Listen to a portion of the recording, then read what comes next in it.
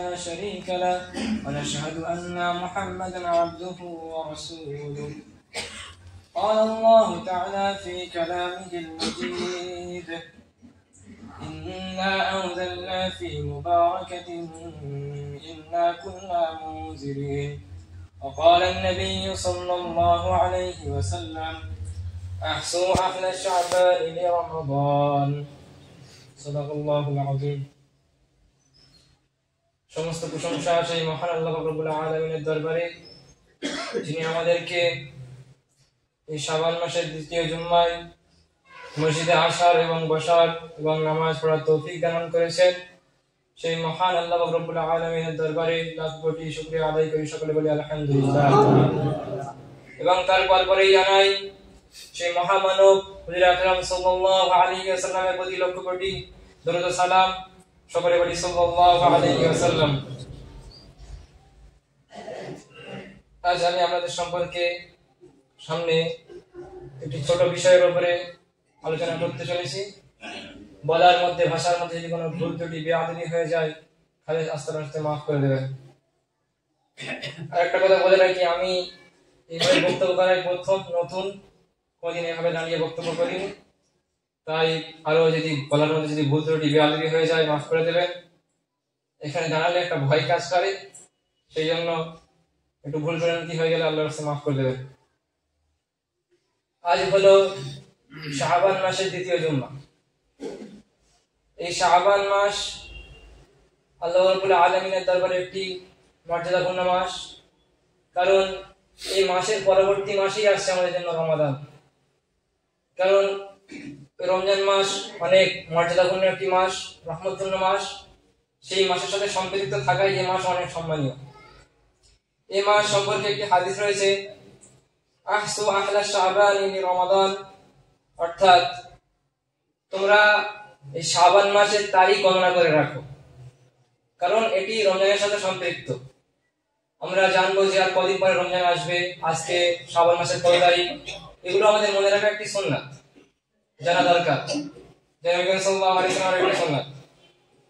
আর এই রমজান মাসের লাইলাতুল কদর রজনী রয়েছে, আর এই রমজান মাসে লাইলাতুল কদরের রজনী রয়েছে, আর এই শাবান মাসের মধ্যে রয়েছে লাইলাতুল বারাত বা শবে বারাতের রজনী।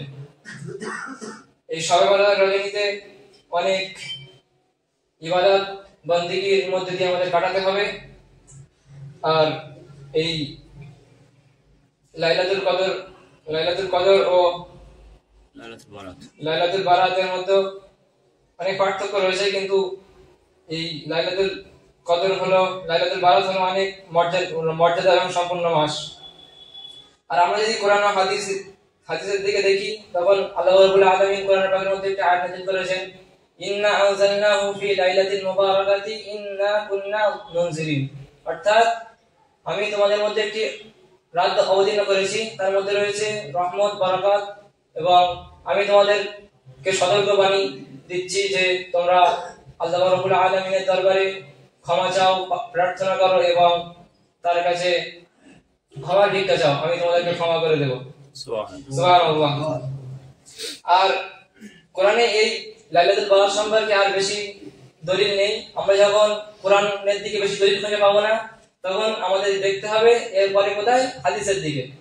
যখন কোরআন শরীফের দিকে আমরা দলিল খুঁজে পাবো না যে এই কাজটা করা যাবে কিনা, এই সম্পর্কে একটা ছোট্ট এটা ছিল যে এই রহমতপূর্ণ মাস আমি তোমাদের জন্য নাযিল করেছি, এই ছোট মন দলিল ছিল। আর এবারে আমরা হাদিসের দিকে তাকাবো। হাদিসের দিকে তাকালে আমরা অনেক দলিল খুঁজে পাবো। যেমন হযরত আবু হুরায়রা রাদিয়াল্লাহু আনহু বর্ণিত, তিনি বলেন, আমি নবী করিম সাল্লাল্লাহু আলাইহি সাল্লামকে লাইলাতুল বারাত বা শবে বারাতের রজনীতে আমি তাকে ইবাদত করতে দেখেছি, নামাজ পড়তে দেখেছি। তিনি বেশি বেশি নামাজ পড়তেন, নামাজ আদায় করতেন, এবং আল্লাহ রাব্বুল আলামিন সবাইকে এই রাতে ক্ষমা করে দেন। সুবহানাল্লাহ। এই রাতে ক্ষমা করে দেন। শুধু দুই শ্রেণীর মানুষদেরকে আল্লাহ তাআলা ক্ষমা করেন না। এক হলো মুশরিক বান্দা, যারা হলো শিরক করে আল্লাহর সাথে। যেরকম আমরা ইসলাম ধর্মবাদী তো অন্যদিকে তাকালে তারা দেখবো তারা শিরক করে, মূর্তি পূজা করে, এটা ওটা করে, কিন্তু মুসলমানরা শিরকের থেকে মুক্ত। আল্লাহ তাআলার উপরে আমরা ঈমান আনি মাহবুদ হিসাবে, কিন্তু মুসলমান হিসেবে যদি কেউ শিরক করে ফেলে তখনও তার জন্য আল্লাহ রাব্বুল আলামিন ক্ষমা করবেন না।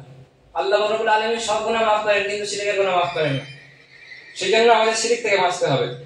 আর এক ধরনের লোক আছে, তাদেরকে আল্লাহ ক্ষমা করেন, তারা হলো যারা হিংসা করে, হিংসা বিদ্বেষ রাগে মনে। এটা মুসলমানদের ভিতরে থাকতে পারে, যে মানুষের মধ্যে হিংসা বিদ্বেষ থাকতে পারে, তাদেরকে আল্লাহ ক্ষমা করবেন না।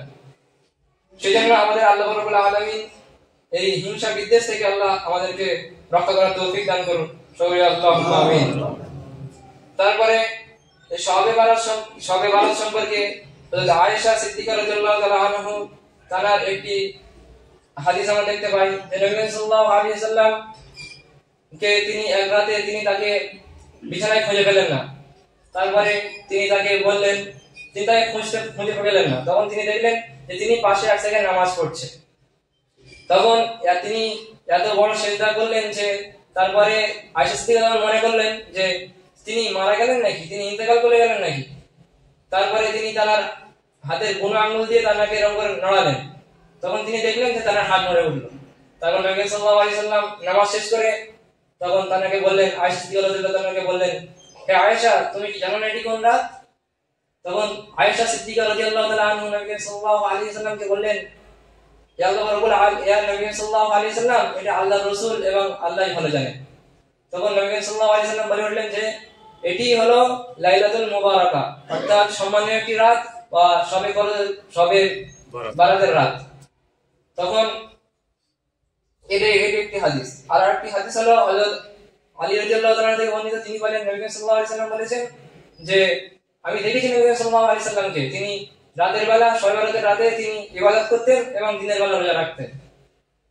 নিশ্চয়ই আমরা যে এই শবে বারাতের রজনীতে রাতে আমরা সারা রাত ধরে ইবাদত করার মধ্যে দিয়ে কাটাবো এবং দিনের বেলা রোজা রাখবো, এটি একটি সুন্নাতের মধ্যে পড়ে। এবং আবু মুসা আশআরী রাদিয়াল্লাহু তাআলা আনহু তিনিও বলেন, তার মধ্যে একটি হাদিস বর্ণনা রয়েছে যে নবী সাল্লাল্লাহু আলাইহি ওয়াসাল্লাম এই একই হাদিস বর্ণনা করেছেন যে আল্লাহ রাব্বুল আলামিন এই রাতে সমস্ত বান্দাকে ক্ষমা করে দেন। আল্লাহ রাব্বুল আলামিন আসমান থেকে প্রথম আসমানের দিকে নেমে আসেন, তখন ওই আমাদের মতন নাদান বান্দাদেরকে বলতে থাকে, তোমরা কি চাও, তোমরা কি ক্ষমা চাও? তোমরা যদি ক্ষমা চাও আমি তোমাদেরকে ক্ষমা করে দেব। সুবহানাল্লাহ। এরকম অনেক হাদিস রয়েছে। তারপরে তিনি বলেন যে তিনি বান্দাকে বলতে থাকেন, তোমরা কি চাও, ক্ষমা চাও, ক্ষমা করে দেব। তোমরা কি রিজিক চাও, তোমাদের রিজিক দিয়ে দেব। মানে তোমরা যা চাও তোমাদেরকে তাই দিয়ে দেব। আমরা এই শবে বারাতের রাতে বেশি বেশি চাইবো কিনা? ইনশাআল্লাহ। ইনশাআল্লাহ বলেন, আমরা বেশি বেশি ইবাদত করব, ইবাদতের মধ্যে দিয়ে কাটাবো। তারপরে শবে বারাতের মধ্যে কিছু সুন্নাত আমল রয়েছে, যেমন নফল নামাজ আদায় করা। যেমন সবাই নফল নামাজ আদায় করে থাকি, কিন্তু নামাজ কি কতটা রয়েছে, যেরকম কেউ কম বেশি পড়ে। এবারে এই নামাজ সম্পর্কে নির্ধারিত কোনো এটা বেলে দেওয়া নেই, সে এতটা নামাজ পড়তে পারবে। আমরা যত ইচ্ছা নামাজ পড়তে পারি, এই রাতে যত ইচ্ছা ইবাদত করতে পারি, আমরা কমও করতে পারি, কিন্তু আমাদের ইবাদতের কোয়ালিটি ভালো থাকতে হবে। আমরা ইবাদত করব, আমরা অন্য সারা জীবন নামাজ পড়ি না, সেদিনকে সবচেয়ে বেশি নামাজ পড়ি, এমন করলে হবে না। নামাজ পড়তে হবে ধীরে সুস্থে, আস্তে আস্তে, খুশুর সাথে। নামাজ আজকে 100 রাকাত পড়বো, আরো বেশি পড়বো, কম পড়বো, অমন পড়ার চেয়ে যদি তোমরা 2 রাকাত পড়ো, 4 রাকাত পড়ো, সেটা যদি ভালোভাবে পড়ো, আস্তে আস্তে রুকু করো, সিজদা দাও, সেই নামাজ আল্লাহর কাছে পছন্দ হয়ে যেতে পারে। আমি 100 রাকাত নামাজ পড়লাম, স্পিডে নামাজ পড়লাম, আলহামদুলিল্লাহ রাব্বিল আলামিন, এখন স্পিডে বলে গেলাম, আস্তে আস্তে নামাজ পড়লাম, নফল নামাজ হবে, এটা অতিরিক্ত নামাজ, এটা এক্সট্রা নামাজ, এটা ফরজ নামাজ নয়, সুন্নাত নামাজ নয়, এটা নফল নামাজ, এটা অতিরিক্ত নামাজ। আমি যখন অতিরিক্ত করছি আল্লাহর জন্য, তখন আমি এটা স্পিডে করবো কেন? আস্তে আস্তে সুস্থতার সাথে আস্তে আস্তে ধরে সুস্থে পড়বো আমার নামাজটা। এটা একটি গুরুত্বপূর্ণ কথা, যে আমরা নামাজ সেদিনকে জোরে পড়বো না, আস্তে আস্তে ধীরে সুস্থে পড়বো। আরেকটি রয়েছে, আমরা সেদিনকে তেলাওয়াত করতে পারি, যারা কোরআন শরীফ পড়তে পারি তারা বেশি বেশি করে কোরআন শরীফ পড়তে পারি, কোরআন শরীফ পড়বো আমরা। আর সেই রাতে আল্লাহ রাব্বুল আলামিন সবাইকে ক্ষমা করে দেন, তাই জন্য আমরা ইস্তিগফার এবং তওবা করব। আমরা এমন কেউ নেই যেখানে আমরা গুনাহগার নয়, সবাই গুনাহগার। আল্লাহ রাব্বুল আলামিনের দরবারে সেদিন তিনি খুব ক্ষমা করে দেন। শুধু 2 শ্রেণীর মানুষকে ক্ষমা করেন না, আমি বললাম, একটা হলো শিরককারী, আরেকটা হলো হিংসাকারী এবং বিদ্বেষ যারা পোষণ করে। আমাদের মধ্যে থেকে এরকম থেকে থাকি, আমরা সবাইকে তওবা করব সেদিনকে, তার আগে থেকে তওবা করে নিজেকে পরিশুদ্ধ করে নেব। সেদিনকে আল্লাহ তাআলার দরবারে আমরা বেশি বেশি ইস্তিগফার করব, তওবা করব। আল্লাহ সবাইকে আমাদের বেশি বেশি ইবাদত করার তৌফিক দান করুন, আমিন। আল্লাহুম্মা আমিন। আর আমরা রোজা রাখবো, নফল রোজা, সেদিনকে আমরা নফল রোজা রাখবো। এটা একটি হাদিস বললাম, হযরত আলী রাদিয়াল্লাহু তাআলা থেকে একটা হাদিস পেলাম যে তিনি সেদিনকে নবী সাল্লাল্লাহু আলাইহি ওয়াসাল্লামকে দেখেছেন রাতে ইবাদত করতে এবং দিনের বেলা রোজা রাখতে। এটি সেইভাবে একটা সুন্নাত হতে পারে, কারণ নবী করিম সাল্লাল্লাহু আলাইহি ওয়াসাল্লাম এর থেকে যেগুলো থাকে সেগুলো সুন্নাত, নবী করিম সাল্লাল্লাহু আলাইহি ওয়াসাল্লামের সাহাবারা থাকে তাদের থেকে যেগুলো আসে সেগুলো একটি সুন্নাত। সেই এটা এই সুন্নাত যদি আমরা মানি, হযরত আলী রাদিয়াল্লাহু তাআলার সুন্নাত মানা হবে। এইভাবে আমরা হযরত আলী রাদিয়াল্লাহু সুন্নাত মানা অনুযায়ী আমরা নফল ইবাদত করব এবং নফল রোজাও রাখবো। আর এভাবে দেখা যায় যে নবী করিম সাল্লাল্লাহু আলাইহি ওয়াসাল্লাম রমজানের আগে বেশি বেশি রোজা রাখতেন। তিনি আইয়ামে বীজের রোজা রাখতেন, প্রতিটা মাসের মাঝখানে তিনি রোজা রাখতেন। এই রোজাগুলো কি বলে এই শাবান মাসে তিনি বেশি বেশি রোজা রাখতেন। এভাবে ধরা যেতে পারে। সেই হিসাবে আমরা সেদিন তো রোজা রাখতে তার আগে পরে রোজা রাখতে পারি। এবং কবর জিয়ারত করা, এটি একটি নফল ইবাদত। আমরা কবর জিয়ারত করতে পারি, কবরে গিয়ে কবরবাসীর মাগফিরাতের জন্য আমাদের যারা আত্মীয় স্বজন, মা বাবা, আরো যারা চলে গেছে ভাই বোন, তাদের জন্য আমরা মাগফিরাতের দোয়া করতে পারি, নিজের জন্য দোয়া করতে পারি। সেই হিসাবে এই হিসাবে একটা আয়েশা রাদিয়াল্লাহু তাআলা বর্ণিত রয়েছে রাসূল সাল্লাল্লাহু আলাইহি ওয়াসাল্লাম সকালে রাতে কবরস্থানে গিয়ে মৃতদের জন্য দোয়া করতেন। এটি আমাদের করা যেতে পারে। আমরা কবরে গিয়ে আমরা সকলে দোয়া করব নিজেদের জন্য এবং কবরবাসীদের জন্য। এবং এই শবে বরাত সম্পর্কে ওই যে নামাজ পড়া, এটা একটি ভুল ধারণা রয়েছে যে কতটা নামাজ পড়তে হবে, নির্দিষ্ট কোনো নামাজ নেই, যতটা ইচ্ছা ততটা পড়তে পারে। আর আমরা কেউ মানে কোনো আমাদের সকল খানা আমাদের জন্য হালাল, কিন্তু সেই দিনকে যদি আমরা কোনো একটা নির্দিষ্ট ভাবে যে এইভাবে কেউ করতেই হয়, কোনো কিছু একটা হালুয়া এটা একটা দিকে নির্দিষ্ট ভাবে করে যেটা আমি ওই জন্যই করছি, তখন সেটা করা যাবে না। কিন্তু সব খানাই হালাল, আমরা সব খানাই খেতে পারি, কিন্তু নির্দিষ্ট করে ওইটার জন্য করলে কোনো করা যাবে না। এটা কেন? এটা হাদিস কোরআন দ্বারা প্রমাণিত নয়। আর আমরা যারা যুবক ভাইরা রয়েছি, কেউ আমরা আতশবাজি, বোমা এটা ওটা ফাটাবো না, এটা ইসলাম সম্মত নয়। আল্লাহ রাব্বুল আলামিন আমাদের সকলকে সেই শবে বারাত, লাইলাতুল বারাতের রজনীতে আমাদের বেশি বেশি ইবাদত করার তৌফিক এনায়েত করুন। সকলে বলি আল্লাহুম্মা আমিন। আমার কথার মধ্যে যদি কোনো ভুল ত্রুটি বিয়াদবি হয়ে যায় মাফ করে দেবেন। আর এখানে কথা বলাটা নার্ভাসনেস কাজ করছে, তাই জন্য কথাটা গুলিয়ে যেতে পারে। সেই হিসাবে আমাকে ক্ষমা করবেন এবং আমার জন্য দোয়া করবেন যেন আস্তে আস্তে আরো কথা বলতে পারি। আমার জন্য দোয়া করবেন। ওয়া আখির দাওয়ানা আলহামদুলিল্লাহি রাব্বিল আলামিন।